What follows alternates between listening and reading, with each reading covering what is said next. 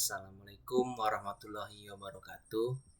Perkenalkan, nama saya MDK Firdiansyah dengan NIM 2103200108. Nah, jadi di sini saya ingin memaparkan mengenai pengenalan kepemimpinan agribisnis. Adapun tugas ini dibuat yaitu untuk memenuhi tugas dari mata kuliah Kepemimpinan Agribisnis yang diampu oleh Bapak Wahyu Isnanda Nasution. Yang pertama ada materi tentang pengenalan kepemimpinan agribisnis. Yang pertama itu ada pengertian kepemimpinan. Nah, menurut Saros dan Bucatsku tahun 1996, kepemimpinan itu didefinisikan sebagai perilaku yang bertujuan untuk mempengaruhi orang lain agar berkontribusi pada tujuan yang disepakati bersama demi kepentingan individu maupun organisasi atau kebaikan bersama. Adapun menurut Anderson tahun 1988, kepemimpinan berarti menggunakan kekuasaan untuk mempengaruhi pemikiran dan tindakan orang lain sedemikian rupa sehingga mencapai tujuan tertentu. Lalu adapun beberapa tugas kepemimpinan. Ada tugas kepemimpinan atau tugas pemimpin lah bisa kita bilang kan. Yang pertama ada tugas yang berkaitan dengan kerja. Jadi adapun tugas pemimpin yaitu mengambil inisiatif. Nah, jadi pemimpin bisa mengambil inisiatif atau suatu keputusan. Lalu ada mengatur langkah dan arah. Jadi pemimpin harus mempunyai prinsip. Nah, prinsip apa? Dia harus memiliki langkah dan arah mau dibawa kemana. Contohnya dalam satu organisasi. Nah, mau dibawa kemana nih organisasi tersebut gitu. Lalu memberikan informasi. Lalu sebagai pemimpin juga harus memberikan informasi kepada anggota-anggotanya dan memberikan dukungan. Seperti yang kita ketahui di sekarang ini mungkin banyak kita lihat pemimpin yang tidak memberikan feedback atau memberikan pujian kepada anggota-anggotanya. Nah, itu merupakan suatu kegiatan yang suatu contoh yang tidak baik. Nah, jadi kita sebagai pemimpin juga harus memberikan apresiasi kepada anggota-anggota kita atau memberikan dukungan. Lalu memberikan pemikiran. Nah, sebagai pemimpin kita harus mengorbankan pemikiran, tenaga, energi, dan materi kita gitu.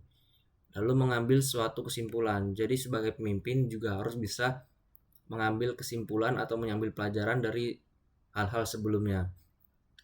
Lalu ada tugas yang berkaitan dengan kekompakan anggota. Jadi beberapa poin di sini saya ingin menjelaskan. Yang pertama ada mendorong, bersahabat, bersikap, dan menerima.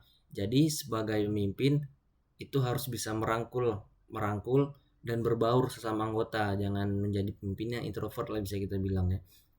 Lalu mengungkapkan perasaan. Nah, sebagai pemimpin jangan terlalu tertutup kepada anggota atau maupun kepada rekan-rekan satu kerjanya gitu. Jadi sebagai pemimpin kita harus berani mengungkapkan apa yang kita rasakan gitu. Lalu sebagai pemimpin juga kita harus bisa bersikap mendamaikan. Nah, jadi selain dari yang saya sebut tadi, sebagai pemimpin juga diwajibkan untuk bisa mencari jalan keluar nih dari satu permasalahan atau bersikap mendamaikan gitu. Lalu ada berkemampuan mengubah menyesuaikan pendapat. Lalu ada memperlancar pelaksanaan tugas dan memberikan aturan main gitu.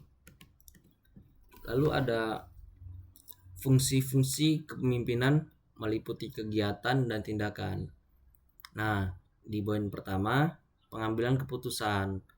Jadi pemimpin harus bisa membaca situasi sesuai dengan keputusan apa yang akan dia lakukan. Lalu ada pengembangan imajinasi. Nah, jadi sebagai pemimpin harus bisa mengembangkan imajinasi dari anggota-anggota atau bakat-bakat dari anggota-anggotanya. Baru ada pendelegasian wewenang kepada bawahan.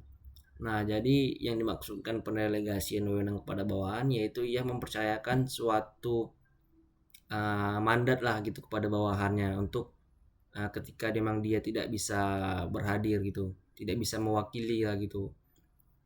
Lalu ada pemrakarsaan, penggiatan dan pengadilan rencana-rencana. Nah, jadi seperti yang sudah saya jelaskan tadi gitu. Jadi pemimpin harus bisa mengambil keputusan, mengembangkan imajinasi dari anggota-anggotanya gitu.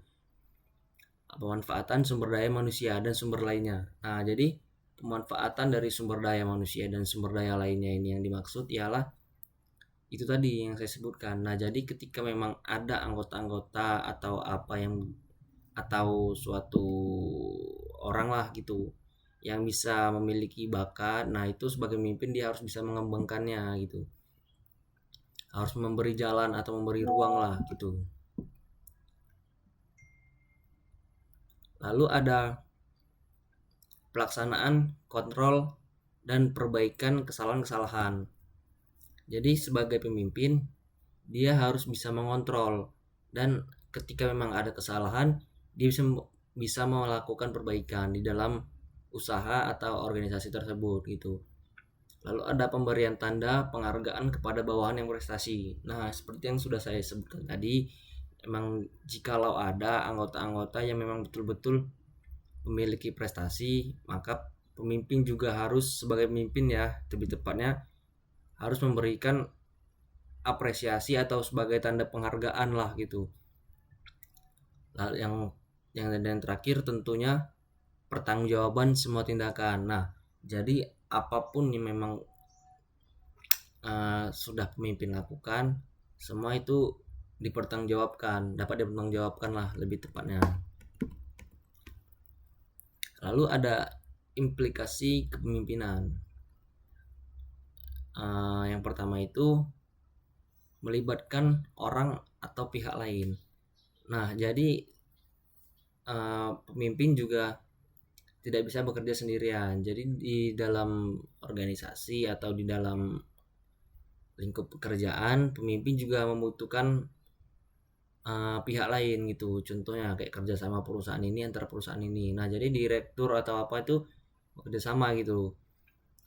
Lalu ada seseorang yang dengan kekuasaannya mampu menggugah pengikutnya untuk mencapai kinerja yang memuaskan. Dan kepemimpinan harus memiliki kejujuran terhadap diri sendiri, sikap tanggung jawab yang tulus, pengetahuan, keberanian bertindak sesuai dengan keyakinan, kepercayaan pada diri sendiri dan orang lain, dan kemampuan untuk meyakinkan orang lain dalam membangun organisasi. Nah, kita berbicara di lingkup organisasi sekarang. Jadi selain pemimpin harus bijaksana, pemimpin juga harus memiliki kejujuran gitu terhadap anggota-anggotanya. Misalnya ketika memang suatu hal terjadi ini pure karena salah pemimpin, nah maka dari itu pemimpin harus mengakui kesalahannya, jangan berbohong. Lalu ada menurut French dan Raven di tahun 1964-1968 sumber dari kekuasaan yang dimiliki oleh pemimpin. Ada beberapa sumber dari kekuasaan yang dimiliki oleh pemimpin. Yang pertama ada reward power, lalu yang kedua ada coercive power, yang ketiga ada legitimate power, yang keempat ada referent power, yang kelima ada expert power. Yang kita jelaskan dari reward power dahulu. Reward power ini adalah sumber kekuasaan yang dimiliki oleh pemimpin yang didasarkan atas persepsi bawahan bahwa pemimpin mempunyai kemampuan dan sumber daya untuk memberikan penghargaan kepada bawahan yang mengikuti arahan-arahan pemimpinnya. Lalu yang kedua, sumber dari kekuasaan yang dimiliki oleh pemimpin, coercive power. Jadi sumber dari kekuasaan yang dimiliki oleh pemimpin ini yang didasarkan atas persepsi bawahan bahwa pemimpin mempunyai kemampuan memberikan hukuman bagi bawahan-bawahan yang tidak mengikuti arahan-arahan pemimpinnya. Lalu ada yang ketiga, legitimate power. Legitimate power ini yang didasarkan atas persepsi bawahan bahwa pemimpin mempunyai hak untuk menggunakan pengaruh dan otoritas yang dimilikinya.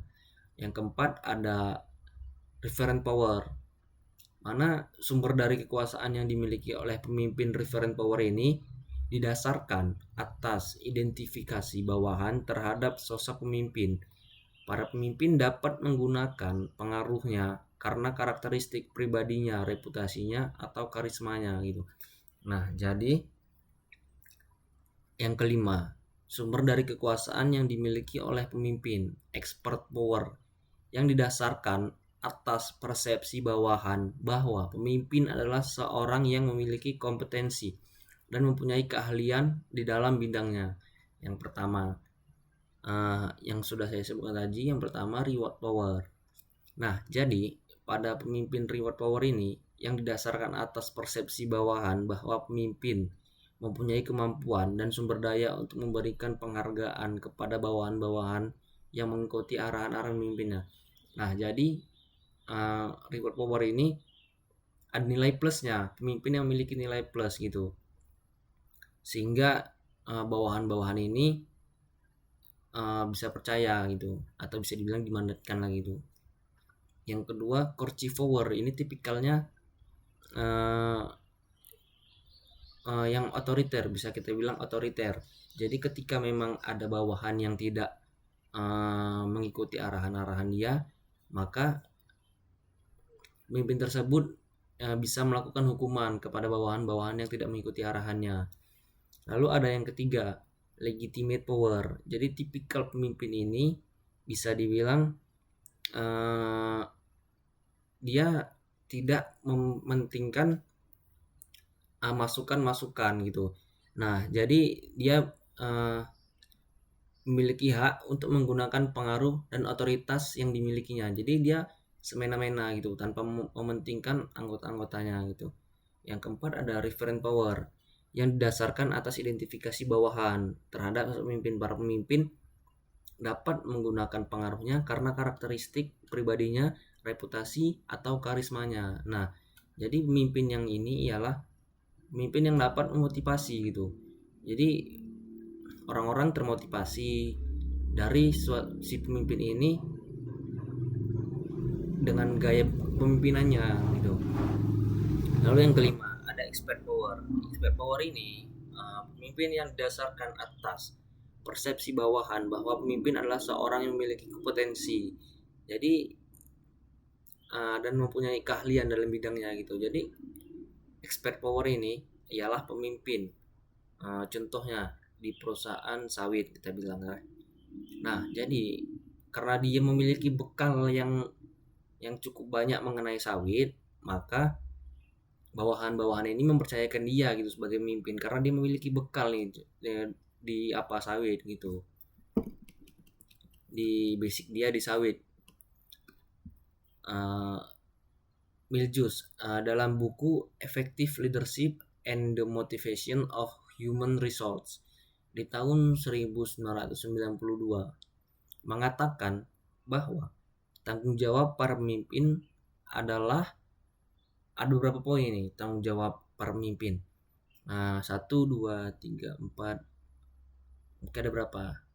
Mungkin ada banyak, nggak bisa kita sebutkan satu, tapi ada beberapa poin yang sini saya akan sebutkan gitu. Tanggung jawab para pemimpin. Yang pertama itu menentukan tujuan pelaksanaan kerja realitas atau dalam artian kuantitas, kualitas, keamanan, dan sebagainya. Jadi, pemimpin ini menentukan tujuan pelaksanaan kerja realitas atau bisa kita bilang kerja nyata gitu. Jadi di dalam menentukan tujuannya ini, pemimpin melaksanakan atau menjamin keamanan, kualitas, dan banyaknya produksi gitu atau sebagainya gitu bilang. Menjamin bawahan-bawahannya gitu. Lalu ada melengkapi para karyawan dengan sumber-sumber dana yang diperlukan untuk menjalankan tugasnya. Nah, jadi sebagai pemimpin harus bisa melengkapi para karyawan dengan sumber-sumber dana gitu yang diperlukan untuk menjalankan tugasnya. Yang ketiga ada mengkomunikasikan para karyawan tentang apa yang diharapkan dari mereka. Jadi kita harus berkomunikasi gitu dengan karyawan kita. Misalnya kamu kerja ini ya, nanti saya kasih kamu mau apa gitu ya. Jadi kita melakukan keterbukaan terhadap karyawan-karyawan kita gitu. Memberikan susunan hadiah yang sepadan untuk mendorong prestasi. Nah, jadi ketika memang ada karyawan-karyawan kita yang memang memiliki basic atau memiliki keterampilan, maka kita jangan enggan sebagai pemimpin untuk memberikan hadiah gitu. Nah, gunanya apa? Gunanya ialah untuk mengembangkan dari usaha kita tadi melalui karyawan-karyawan ini kan kita kita bangga sebagai pemilik usaha kita memiliki karyawan yang berprestasi gitu. Lalu ada mendelegasikan wewenang apabila diperlukan dan mengundang partisipasi apabila memungkinkan. Jadi mendelegasikan wewenang apabila diperlukan dan mengundang partisipasi apabila diperlukan ini juga termasuk tanggung jawab pemimpin. Lalu ada menghilangkan hambatan untuk pelaksanaan pekerjaan yang efektif gitu. Jadi pemimpin harus bisa menghilangkan hambatan-hambatan yang mempengaruhi suatu pekerjaan gitu. Jadi pemimpin juga harus bisa mengidentifikasi, menganalisis hal-hal apa saja yang dapat menghambat suatu pekerjaan atau suatu kegiatan lah di dalam suatu perusahaan gitu. Lalu menilai pelaksanaan pekerjaan yang mengkomunikasikan hasilnya. Menilai pelaksanaan pekerjaan yang mengkomunikasikan hasilnya gitu. Jadi pemimpin juga harus bisa menilai pelaksanaan pekerjaan yang dilakukan oleh bawahannya, lalu mengkomunikasikan, dan ketika sudah dikomunikasikan dan jangan lupa juga memberi apresiasi kepada bawahan-bawahan yang memang memiliki keterampilan kerja yang bagus dan menunjukkan perhatian pada karyawan. Nah, jadi kita harus menunjukkan perhatian juga nih kepada karyawan sebagai pemimpin. Jadi jangan kita sebagai pemimpin kita cuma bisa ngatur tanpa memberi perhatian gitu. Nah, jadi ketika memang ada karyawan yang maaf cakapnya kita bilang dalam kesusahan hal ekonomi, kita juga harus memberikan perhatian dan memberikan solusinya gitu. Contoh, memang ada beberapa karyawan yang terhalang nih ekonominya gitu kan, atau iyalah terhalang ekonomi bisa kita bilang. Nah, jadi sebagai pemimpin itu harus memberikan rasa prihatin, mau tidak pun rasa prihatin dalam bentuk materi, dalam bentuk berkomunikasi itu pun kita bisa tahu sebenarnya apa yang dia butuhkan gitu. Kalaupun kita memang tidak bisa tahu, kalaupun memang kita tidak bisa memberi apa gitu kan, nah maka kasihkan memang ketika memang dia ada memiliki keterampilan gitu kan, memang dia memiliki keterampilan, maka keterampilan dia itulah yang kita jual gitu. Memang ada apanya. Lalu menjunjung perhatian pada karyawan. Seperti yang saya sampaikan tadi gitu, kita harus menunjukkan perhatian kepada karyawan. Jangan kita cuma bisanya menyuruh saja, tapi kita tidak memberikan perhatian kepada karyawan-karyawan kita. Lalu ada pemimpin yang memang pemimpin yang memang memiliki tipe autokratis. Apa itu tipe autokratis? Tipe autokratis ini adalah pemimpin-pemimpin yang memang dia hanya ingin mengambil keuntungan pribadi tanpa mementingkan kepentingan kelompoknya gitu, atau mementingkan usahanya gitu. Jadi dia hanya mengambil keuntungan dari suatu apa yang dia pimpin gitu. Jadi ada contoh nih beberapa, ada tipikal tipe autokratis gitu. Yang pertama, menganggap organisasi sebagai milik pribadi.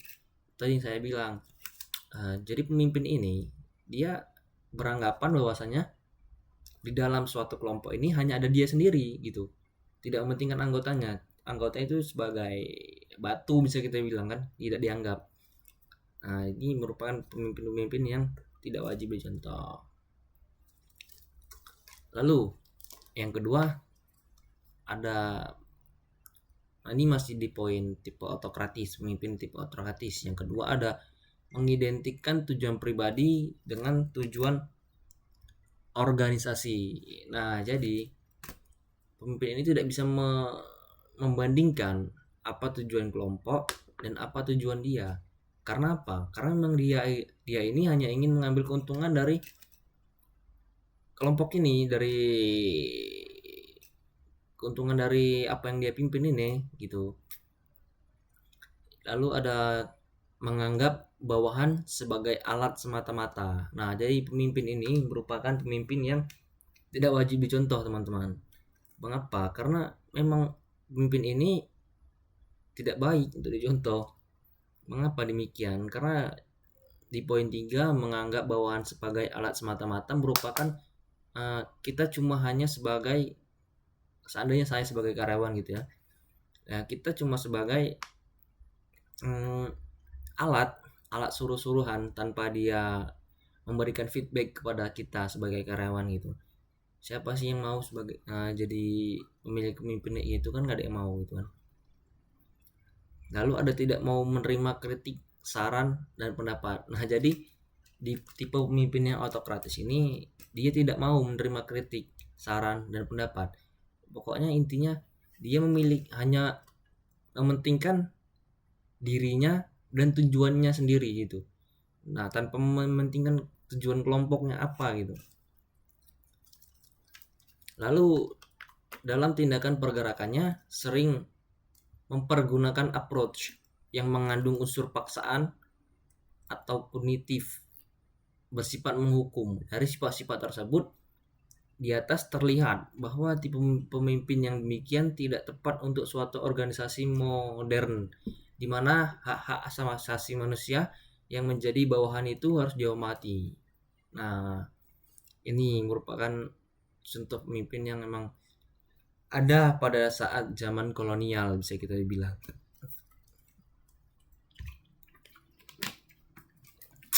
Ini merupakan pemimpin-pemimpin yang memang ada pada saat zaman kolonial. Nah, itulah karena apa? Karena memang pemimpin-pemimpin ini atau bisa dibilang sebagai pemimpin yang menjajah gitu. Pemimpin yang menjajah tanpa mementingkan perusahaan, tanpa mementingkan pendapat-pendapat bawahannya. Lalu kita lanjut ke tipe-tipe pemimpin yang memiliki tipe militeristis. Jadi, tipe pemimpin militeristis berbeda dengan seorang pemimpin organisasi militer. Nah, perlu kalian ketahui nih. Mengapa? Pemimpin yang bertipe militeristis lebih bersifat menggerakkan bawahan, lebih sering mempergunakan sistem perintah. Jadi tipe militeristis ini dia lebih sering memerintah gitu. Lalu dalam menggerakkan bawahan senang bergantung kepada pangkat dan jabatannya. Jadi dia anggar gitu, anggar pangkat. Mentang-mentang saya direktur, kamu nggak ikutin saya ini. Jadi dia anggar pangkat kepada bawahannya, sedangkan bawahan ini kan hanya sebagai karyawan gitu. Lalu ada senang kepada formalitas yang berlebih-lebihan. Jadi pemimpin ini senang kepada formalitas yang berlebihan, walaupun itu cuma sekedar formalitas, tapi dilebih-lebihkan, terlalu berlebihan dibagi dia gitu. Menuntut disiplin yang tinggi dan kaku dari bawahan. Jadi dia minta kita selalu disiplin. Militeris ini, tipe pemimpin militeristis ini, kita diminta untuk selalu disiplin. Lalu ada sukar menerima kritikan dari bawahannya. Nah, pemimpin ini seperti sama dengan pemimpin yang autokratis tadi. Dia sukar menerima kritikan dari bawahan. Lalu tipe militeristis menggemari upacara-upacara untuk berbagai keadaan. Terlihat pula dari sifat-sifat tersebut bahwa seorang pemimpin yang militeristis bukanlah seorang pemimpin yang ideal. Nah, selain tipe pemimpin atau autokritis, pemimpin militeristis juga merupakan tipe pemimpin yang tidak ideal bisa kita bilang. Lalu ada tipe pemimpin yang paternalistis, yaitu menganggap bawahannya sebagai manusia yang tidak dewasa gitu. Jadi tipe-tipe pemimpin ini suka merendahkan bawahan, gitu, suka merendahkan bawahan, lalu bersikap terlalu melindungi atau overprotective. Pemimpin ini dia suka bersifat terlalu melindungi gitu, jadi overprotective, dan jarang memberikan kesempatan pada bawahannya untuk mengambil keputusan. Jadi dia memang betul-betul ingin mengambil keputusan sendiri tanpa mendengarkan pendapat dari bawahan-bawahannya.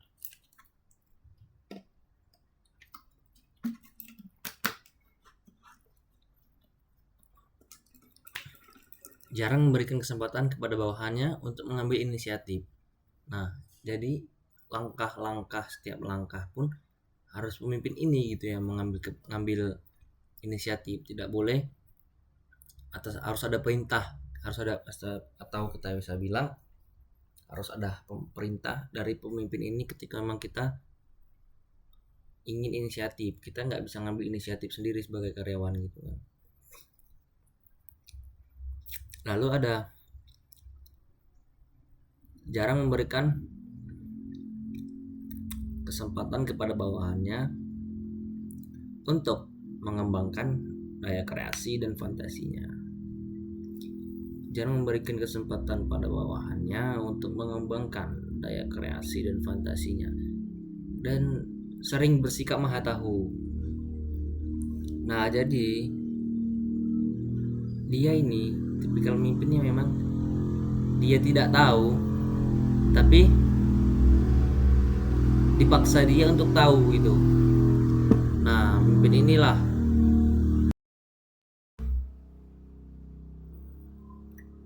itu adalah dia jarang memberikan kesempatan kepada bawahannya untuk mengembangkan daya kreasi dan fantasinya. Jadi si anggota ini berharap nih, udah berkhayal tentang kemajuan perusahaannya untuk ke depan. Nah, khayalan tadi yang sudah dibayangkan oleh anggota atau karyawannya dibatasi oleh pemimpin gitu. Dan pemimpin ini dia bersikap maha tahu. Dia nggak tahu nih sebenarnya tentang, misalnya kita ambil contoh cara membuat plastik bisa kita bilang. Pemimpin ini tidak tahu cara membuat plastik, tapi dia bersikap seakan-akan seperti tahu gitu, walaupun dia tidak tahu. Nah, ini merupakan pemimpin yang tidak bagus. Lalu ada tipe pemimpin yang karismatis. Tipe pemimpin ini adalah bahwa pemimpin yang demikian mempunyai daya penarik yang amat besar, dan karenanya pada umumnya pemimpin ini mempunyai pengikut yang jumlahnya sangat besar, meskipun para pengikut itu sering pula tidak menjelaskan mengapa mereka menjadi pengikut pemimpin ini. Nah, jadi bisa disimpulkan bahwasanya pemimpin ini memiliki karisma atau gaya pemimpin yang memiliki karisma gitu, sehingga pengikut-pengikutnya pun tidak tahu mengapa dia bisa ikut oleh pemimpin ini, karena memang pemimpin ini bisa tanpa melakukan ajakan. Pemimpin ini memiliki karisma untuk menarik, daya tarik ya, itu tadi lah.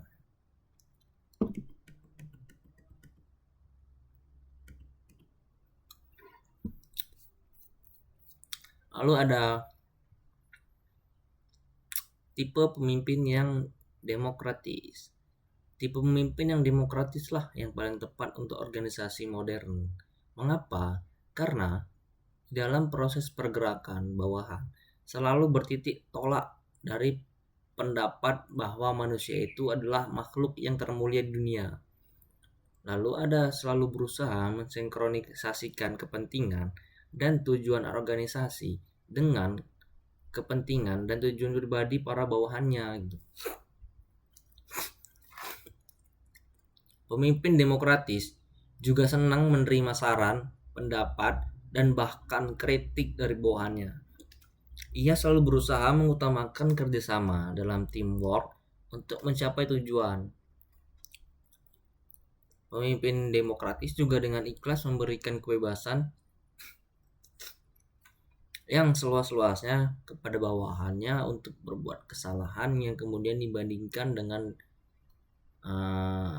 dan kemudian dibandingkan dan diperbaiki agar bawahan itu tidak lagi berbuat kesalahan yang sama. Akan tetapi lebih berani untuk berbuat kesalahan yang lain. Itu minusnya. Selalu berusaha untuk menjadikan bawahan lebih sukses daripadanya.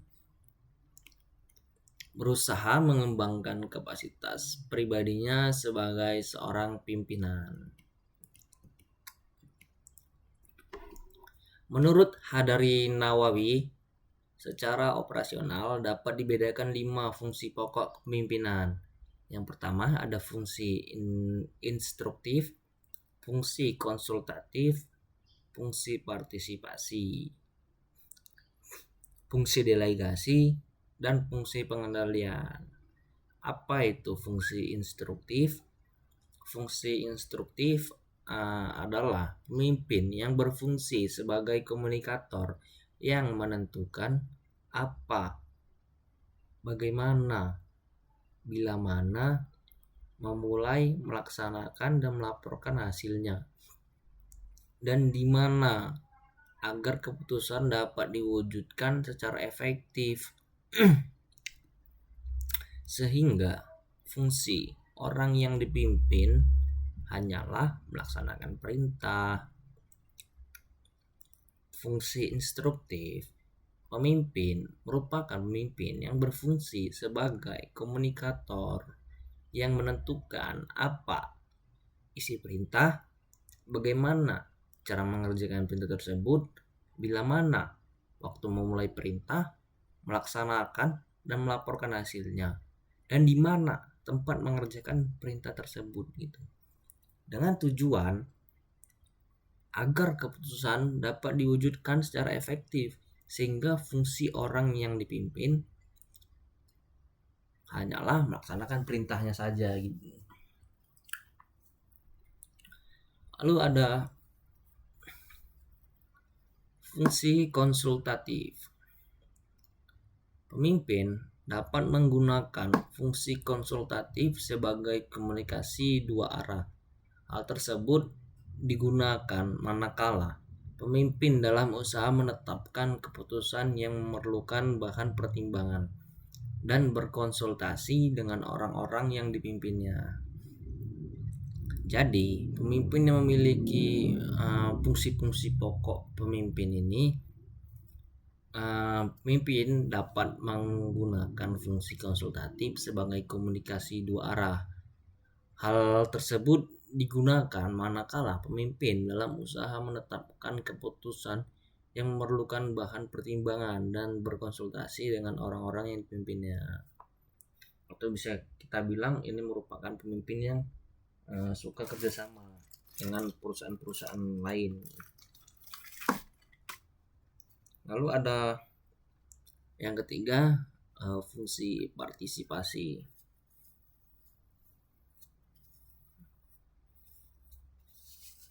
Fungsi partisipasi tadi yaitu di dalam menjalankan fungsi partisipasi, pemimpin berusaha mengaktifkan orang-orang yang dipimpinnya, baik dalam pengambilan keputusan maupun dalam melaksanakannya. Jadi setiap anggota kelompok memperoleh kesempatan yang sama untuk berpartisipasi dalam melaksanakan kegiatan yang dijabarkan dari tugas-tugas pokok sesuai dengan posisinya masing-masing.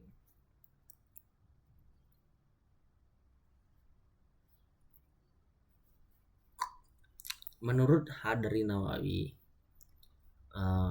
Secara operasional dapat dibedakan 5 fungsi pokok kepemimpinan. Kita masuk ke poin 4, fungsi delegasi.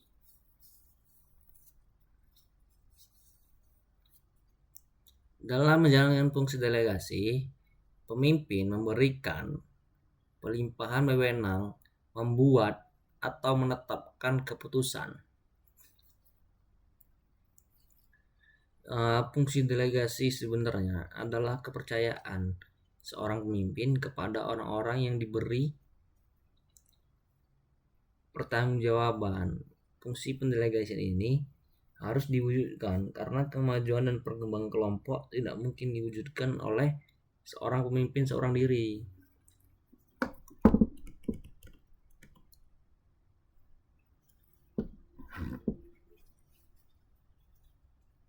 Lalu ada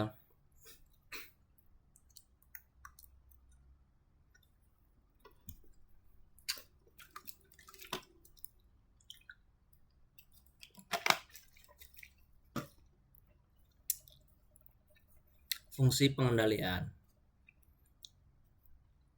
Fungsi pengendalian berasumsi bahwa kepemimpinan yang efektif harus mampu mengatur aktivitas anggotanya secara terarah dalam koordinasi yang efektif, sehingga memungkinkan tercapainya tujuan bersama secara maksimal. Dalam melaksanakan fungsi pengendalian, pemimpin dapat mewujudkan melalui kegiatan bimbingan, pengarahan, koordinasi, dan pengawasan.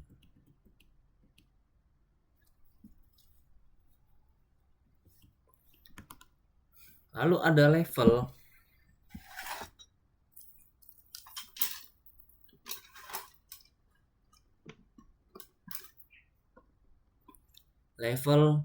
dan keterampilan yang perlu dimiliki pemimpin yang perlu dimiliki kepemimpinan. Yang pertama ada level top leader atau top management.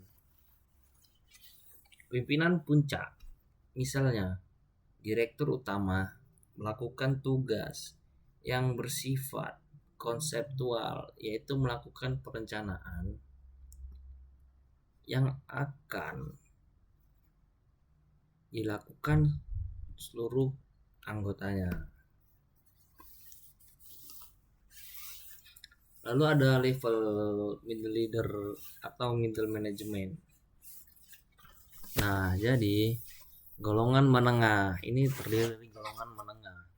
Misalnya staf produksi, manajer keuangan, melakukan tugas konseptual sebagai penjabaran dari top manajemen.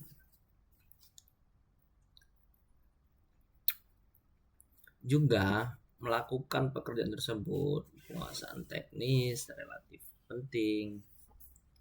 Lalu ada lower leader atau lower management. Golongan bawah misalnya supervisor, mandor, dan pelaksana teknis harus menguasai teknis, sedangkan konseptual tidak begitu penting.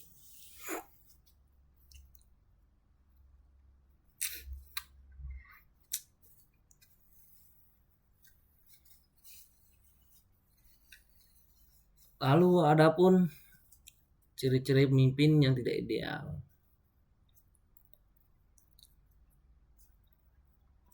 Ciri-ciri pemimpin yang tidak ideal ada 15 poin. Yang pertama, hanya bisa memerintah. Nah, jadi pemimpin ini dia hanya bisa memerintah. Lalu ada poin kedua, itu jarang diskusi. Jadi jarang diskusi ini atau bisa kita bilang merupakan minimnya komunikasi karena jarang diskusi. Lalu yang ketiga ada tidak memberikan kepercayaan kepada bawahan-bawahannya. Yang keempat, tidak memberikan pujian. Jadi si pemimpin ini tidak pernah memberikan pujian, sehingga bawahan-bawahannya prestasi pun itu dia tidak diberikan pujian. Lalu yang kelima ada konflik. Jadi pemimpin-pemimpin ini memiliki jejak konflik gitu. Yang keenam tidak terbuka. Jadi pemimpin ini tidak terbuka, atau bisa kita bilang pemimpin ini susah untuk berkomunikasi. Lalu yang ketujuh, tidak bertanggung jawab. Pemimpin ini tidak dapat bertanggung jawab.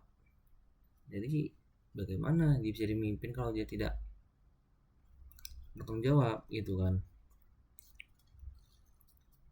Lalu yang ke-8, pemimpin yang tidak memiliki visi tidak akan bisa menjalankan tim. Jadi memang ketika pemimpin ini tidak memiliki visi ataupun misi, saya jamin pemimpin tersebut memang tidak bisa menjalankan atau tidak bisa menggerakkan tim-timnya gitu.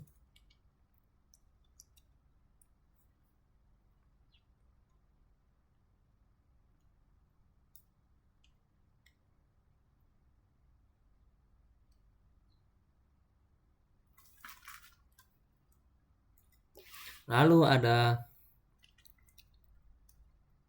poin 9, poin 8. Pemimpin yang memiliki visi. Sudah saya jelaskan tadi di poin 9, ketika pemimpin gagal memimpin dirinya sendiri. Nah, inilah susahnya kita menjadi pemimpin. Karena memang kalau kita tidak bisa memimpin kita sendiri, bagaimana kita bisa memimpin orang lain gitu.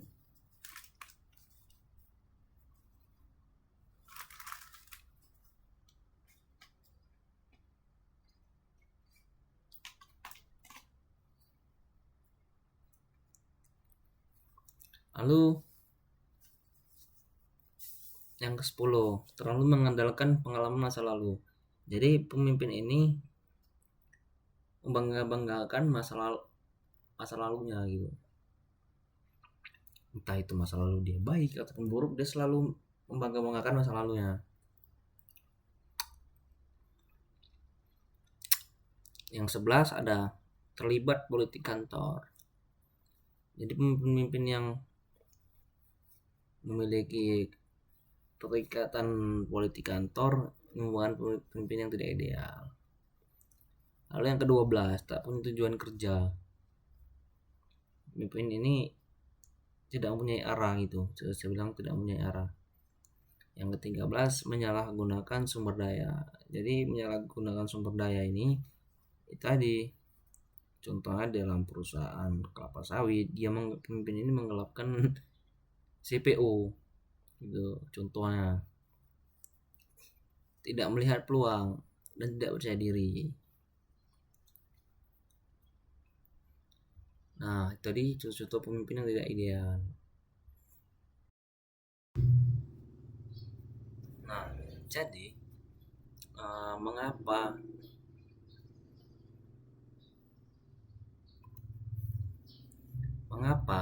kepemimpinan diperlukan dalam agribisnis? Karena yang pertama, kompleksitas usaha agribisnis. Jadi kepemimpinan agribisnis juga mempelajari mengelola agribisnis bukan hanya soal bertani, tapi tentang manajemen sumber daya manusianya, pemasaran, teknologi, dan adaptasi pasar.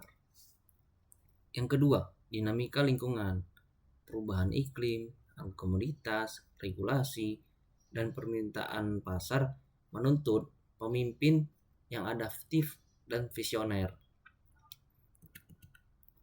Lalu ada koordinasi tim. Jadi seorang pemimpin agribisnis harus mampu membangun kerja tim, memberikan motivasi, dan menjaga produktivitasnya. Yang keempat, inovasi dan pengambilan keputusan.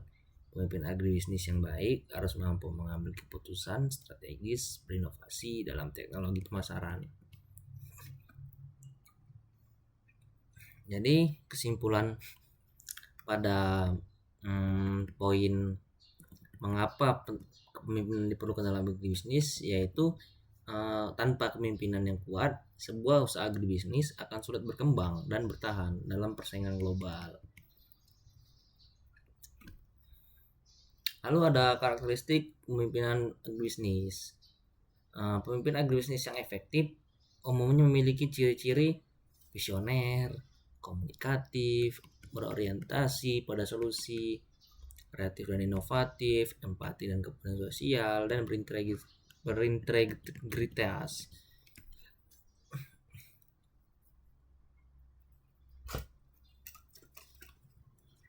Kita bahas visioner dulu. Jadi pemimpinan visioner ini dia dapat melihat peluang jangka panjang di dalam dunia pertanian. Contohnya, membawa petani dari sistem tradisional ke pertanian digital. Lalu ada pemimpinan yang komunikatif, yaitu pemimpin yang mampu menyampaikan visi, memberikan instruksi, dan mendengar masukan. Penting untuk berinteraksi dengan petani, investor, dan mitra usaha.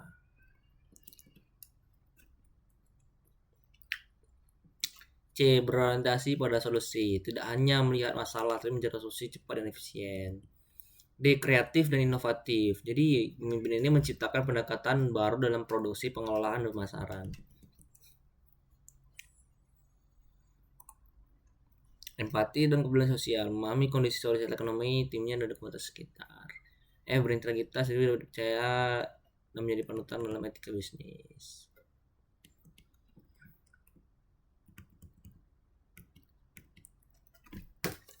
Contoh studi kasus singkat lah, kita bicara studi kasus singkat. Ada sebuah petani yang bernama Pak Arif. Ia mengubah desanya melalui sistem pertanian organik dan digital marketing. Ia memimpin 50 petani lokal untuk membentuk koperasi. Jadi ada pun langkah-langkah yang Pak Arif lakukan. Yang pertama itu mengedukasi petani tentang pertanian organik, mengatur pelatihan teknologi, contohnya aplikasi penjualan hasil panen. Lalu ada membangun kepercayaan pasar lewat branding produk desa dan menerapkan sistem bagi hasil yang adil. Pelajaran dari kisah Pak Arif dapat disimpulkan bahwasannya kepemimpinan agribisnis tidak harus berasal dari jabatan, tapi dari aksi nyata. Dan inovasi dan keberanian mengambil risiko adalah kunci keberhasilan.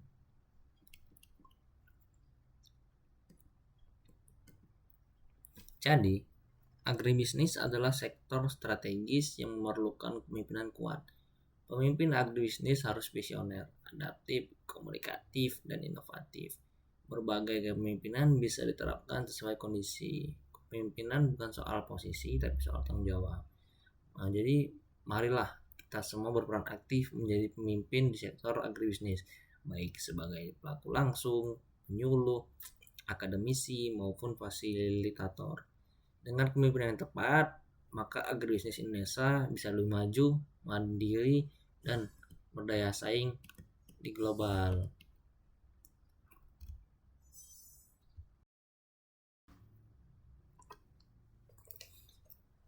Nah, jadi apa itu?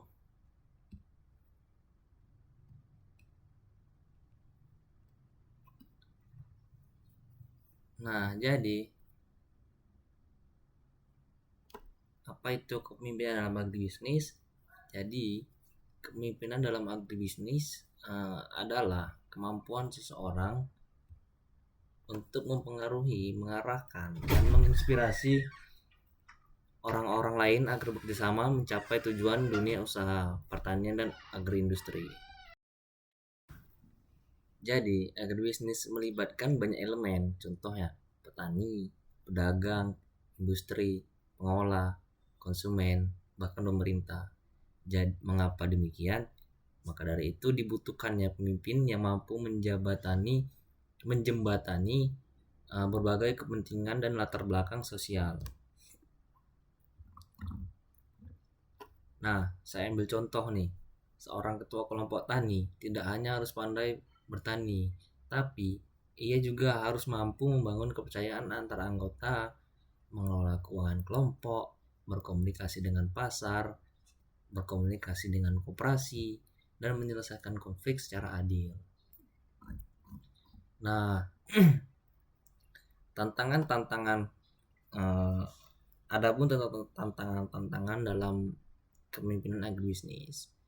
Yang pertama, kurangnya regenerasi petani. Jadi anak muda zaman sekarang enggan untuk terjun ke dunia pertanian karena dianggap kotor dan tidak menjanjikan.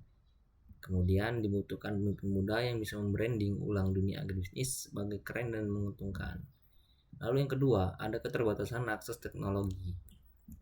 Karena masih banyaknya petani dan pelaku usaha kecil belum mampu mengakses alat, internet, atau informasi pasar. Jadi pemimpin harus mampu menjembatani gaptek ini melalui pelatihan dan kolaborasi. Perubahan iklim dan ketidakpastian pasar. Harga komoditas fluktuatif atau naik turun dan musim tidak menentu. Dibutuhkan pemimpin yang tangguh yang mampu membuat strategi mitigasi risiko. Lalu ada rendahnya literasi manajerial. Banyak petani yang belum paham manajemen keuangan, branding, dan pemasaran. Jadi sebagai pemimpin harus bisa menjadi fasilitator peningkatan kapasitas.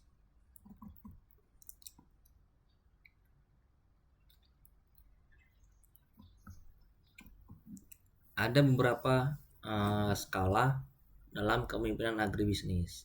Yang pertama ada skala mikro atau kelompok tani, itu mencakup kelompok tani dan UMKM, yang dimana fokus pada kepercayaan, komunikasi langsung, dan gotong royong. Contoh, kepala kelompok tani memimpin dalam pembelian pupuk bersama.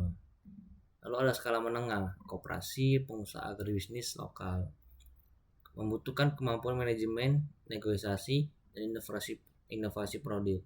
Contohnya, pemilik rumah produksi olahan pisang memimpin tim produksi, distribusi, dan pemasaran. C. Skala makro, agribisnis korporasi atau kebijakan publik. Pemimpin pada level ini harus memahami sistem agribisnis nasional atau global, harus mampu berkomunikasi dengan pemerintah, investor, dan petani kecil. Lalu ada strategi menumbuhkan kepemimpinan agribisnis. Yang pertama ada pendidikan dan pelatihan. Pelatihan teknis dengan soft skill kepemimpinan, mencakup komunikasi, negosiasi, dan public speaking. Yang kedua ada program magang atau kemitraan, belajar langsung dari agripreneur atau perusahaan agribisnis. Yang ketiga ada pengalaman organisasi atau kelompok tani, meningkatkan kemampuan mengolah konflik, mengambil keputusan, dan kolaborasi. Yang keempat, mentoring dan role model.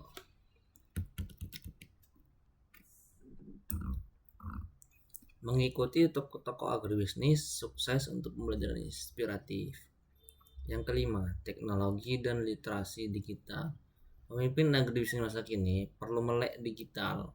Contohnya e-commerce, media sosial, dan lot pertanian.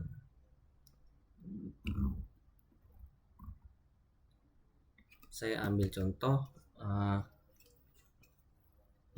kisah dari Kak Sri Wahyuni, pemimpin wanita di desa hortikultura.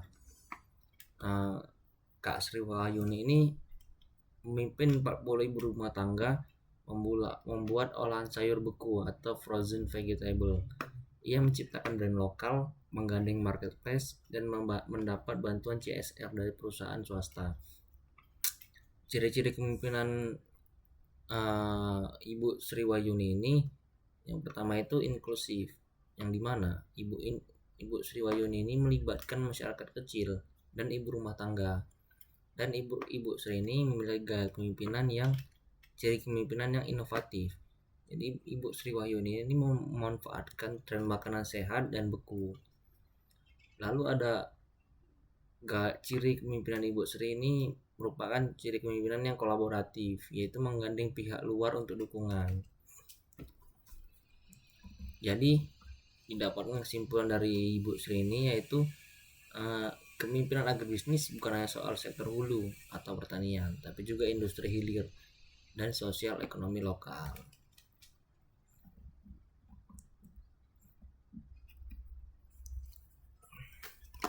Yap.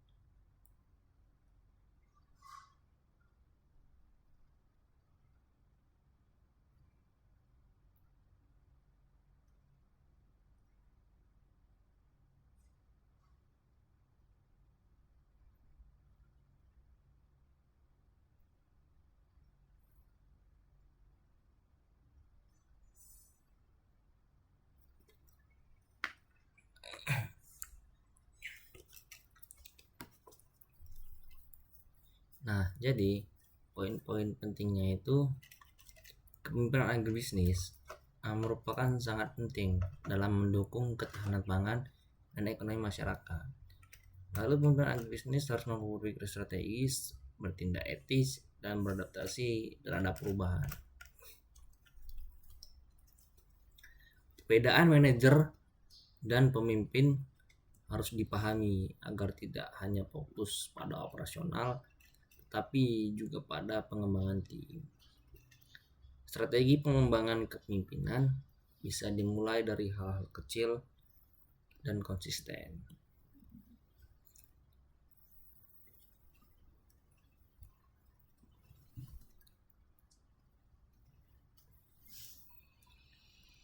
Jadi, petani sukses di masa kini bukan hanya mereka yang mampu menanam, tapi yang juga mampu memimpin, beradaptasi, dan berinovasi.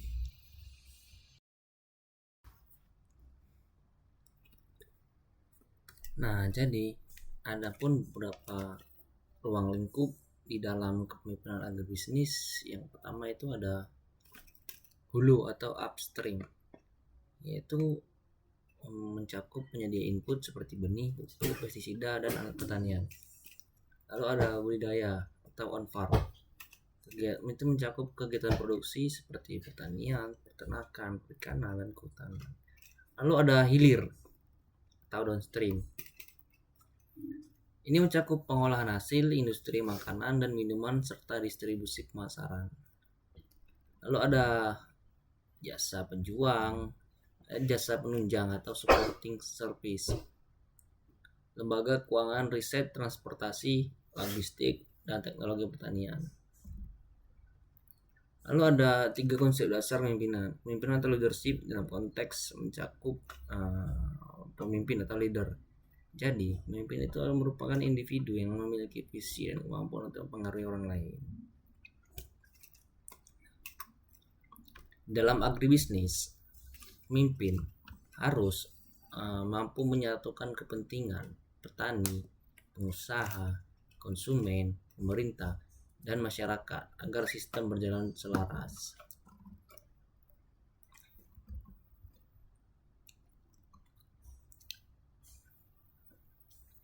Peran pemimpin dalam agribisnis. Adapun beberapa peran pemimpin di dalam agribisnis, yaitu sebagai motivator, sebagai inovator, sebagai fasilitator, sebagai pengambil keputusan, sebagai pengendali. Nah, di poin-poin ini saya ingin sebutkan satu persatu sebagai motivator, yaitu mendorong semangat kerja petani atau tim. Sebagai inovator, menciptakan ide baru dalam manajemen, teknologi, dan pemasaran hasil pertanian. Sebagai fasilitator, menjembatani hubungan antara petani, lembaga keuangan, dan pasar. Sebagai pengambil putusan, yaitu memimpin, menentukan arah dan strategi bisnis pertanian. Sebagai pengendali, memastikan kegiatan agribisnis berjalan sesuai standar mutu dan etika. Nah, demikian yang materi mengenai pengenalan agribisnis yang saya sampaikan. Lebih dan kurang saya mohon maaf. Saya sudahi, wabillahi taufik wal hidayah. Assalamualaikum warahmatullahi wabarakatuh.